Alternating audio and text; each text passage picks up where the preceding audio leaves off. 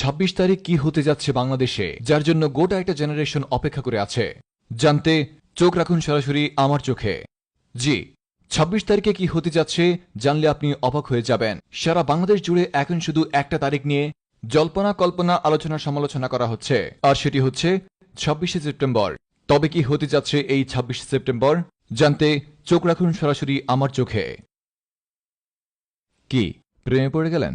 যাই হোক, সেটা কোনো কথা না। কথা হচ্ছে, এক গোপন সূত্রে জানা গেছে 26 তারিখে অনেকে কোটিপতি হয়ে যাবে, আবার অনেকে নাকি কোটিপতি থেকে গরিবে পরিণত হবে।